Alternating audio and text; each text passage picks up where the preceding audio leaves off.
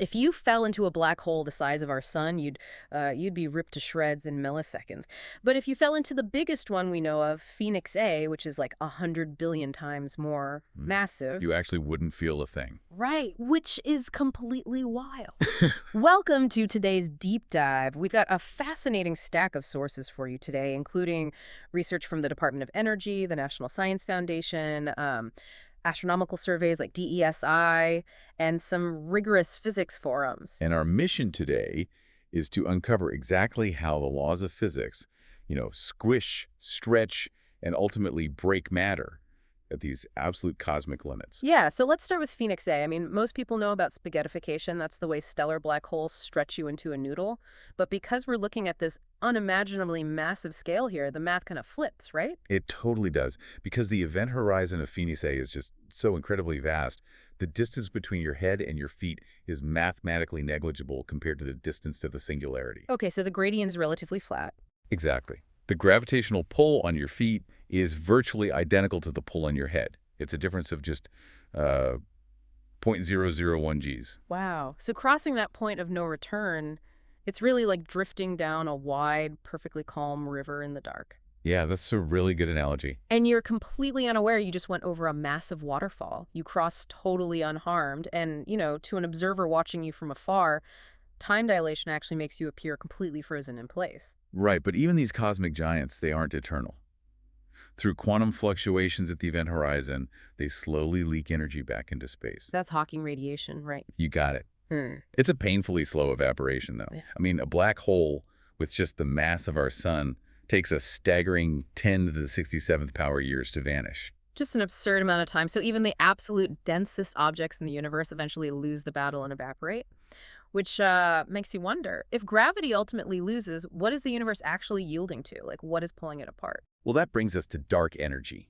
And this is where recent data from the Dark Energy Spectroscopic Instrument, DESI. yeah, DSI, it's making serious waves right now. Sure. For decades, we thought of dark energy as a cosmological constant, just a steady background wind expanding the universe. Right.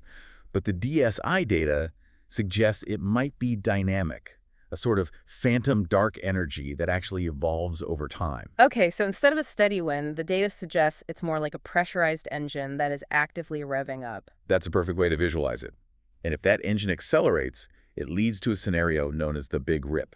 Which sounds terrifying. Oh, it is. Yeah. In roughly 22 billion years, gravity becomes entirely meaningless. Space expands so violently that galaxies, stars, planets, and eventually individual atoms are just torn apart. Wow. It spreads particles so incredibly far apart that they can never interact again. Wait, let me challenge that for a second. I understand tearing a planet or even an atom apart, but if the Big Rip tries to rip apart quarks... The smallest building blocks. Right. The absolute smallest building blocks of nature, doesn't that violate the conservation of energy? I mean, where does the energy go if they refuse to be separated? That is the critical question. And it takes us straight into the mechanics of the strong nuclear force. So the strong force is roughly 100 times stronger than electromagnetism, and its sole purpose is to bind quarks together. Because quarks hate being alone. Right. They cannot exist in isolation. So when phantom dark energy tries to pull a quark pair apart, it injects a massive amount of tension into the system. Kind of like winding a spring way too tight until it shatters. Exactly like a spring that shatters. Yeah. But the energy doesn't just dissipate.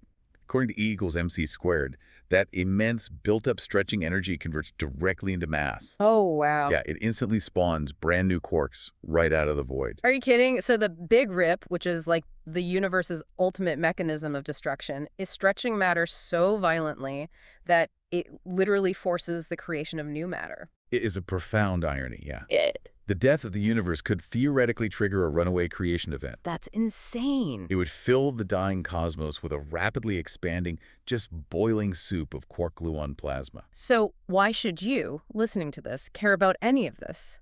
Because exploring these extremes proves that our everyday, intuitive grasp of solid matter, of space, and of time, it's just a fragile illusion. It really is. Reality fundamentally changes the second it's put under true cosmic pressure. Which leaves us with one final, deeply unsettling thought to mull over. We established that the Big Rip eventually isolates every single particle in the universe so entirely that no light, No force and no information can ever reach it from anywhere else. Right, they're completely cut off from everything. Well, if a particle is trapped inside a spatial bubble where nothing can enter and nothing can escape, Yeah. doesn't that particle effectively become trapped inside its own inescapable event horizon? Oh man, it does. And consider this. Could our very own universe simply be the inside of one of these isolated quantum pockets just left over from a previous universe's big rip?